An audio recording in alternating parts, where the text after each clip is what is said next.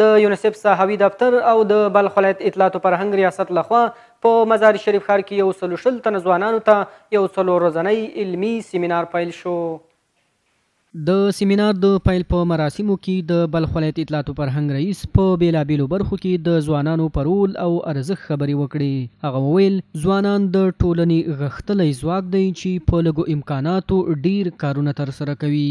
خو په هیواد کې اوږدو نیابتي جګړو ډیری قربانیان ځوانان ول، خو بیا هم د هڅو په پایله کې وتوانېدل چې د ټولنې درانه او لوی پیټي پورته کړي.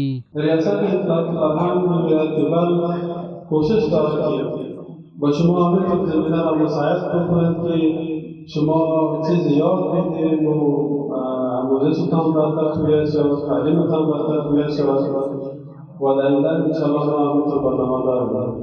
نوموړي زیاته کړه چې د بلخ ولایت اطلاعات او فرهنګ ریاست د خپلو ښوونیزو پروګرامونو په لړ کې زده کوونکو ته د کمپیوټر، انګلیسي او نور ښوونیز ټولګي جوړ کړي ول.